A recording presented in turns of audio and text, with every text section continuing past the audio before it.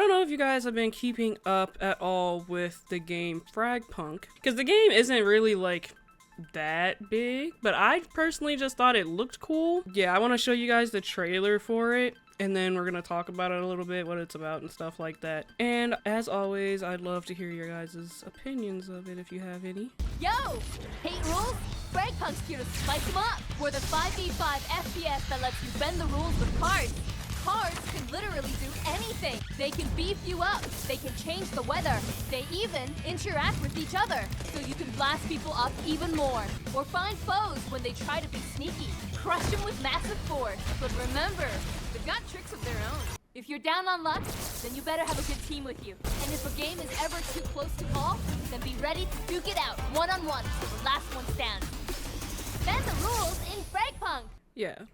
So, FragPunk, what it is, it's an upcoming, hero shooter. It's a really well-known concept, and that's why I was like, I don't know if I want to make a full video of it, because it is something that we've seen before. But it did catch my eye a little bit, just due to the like, card mechanics and stuff like that. It kind of changes the game with each round, which I thought was a little interesting. So it does share a lot of similarities with like Marvel's rivals, Overwatch, CS2, and Valorant, but it does have the key, twist, which is the cards.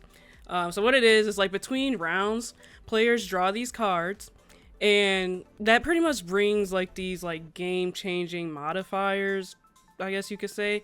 And these can change the weather, give your team like double jump abilities, stop enemies from healing, and let your team pretty much like respond as zombies and cover bomb sites and stuff like that. And it has like a simple attack and defend formats that's pretty popular nowadays. Each character, they're called like lancers. They each have like, a specific ability. So the abilities, let me see. So these are like the characters. So you have Axon, who has like a guitar, which is also a shotgun. Broker, financial genius.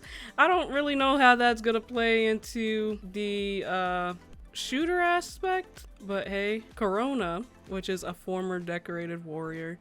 I don't know, I think the only thing that really sticks out to me is the card mechanic and the really vibrant colors. I think just caught my eye. It is free to play, which is good because we know that PlayStation tried to come out with the shooter of their own and it wasn't free to play and it got pretty much blacklisted. So that is one decent thing about this game, right? But there are a lot of characters: Jaguar, high-tech electronic trap, master, bounty hunter, stuff like that. It is a decent amount of characters. I think I counted like at least 13 or something. It is free to play and it has a battle pass, but it also has like other microtransactions.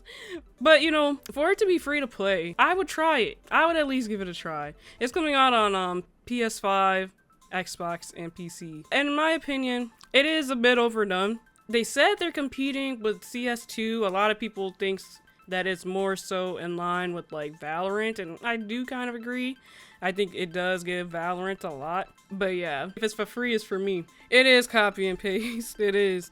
I do wish that they would come out with more like story games recently, because we really haven't gotten a lot of like good story games, especially last year. Did we get any good story games last year? I don't think we did. I'm trying to think off the top of my head. I feel like the biggest games we got were like Astrobot, Black Myth Wukong, if you want to consider that a good story game. We didn't really get a lot of good story games. I'm hoping that this year there will be a lot more like good story games though coming out, because I think people are just scared. And like I said, I talk about this almost every week. I think people are just scared to go outside the box, but then they don't realize if they're just making copy and paste of the same games, then nobody's gonna want to buy it because we already have one. We already have a Fortnite, we already have a Call of Duty, we already have a Valorant.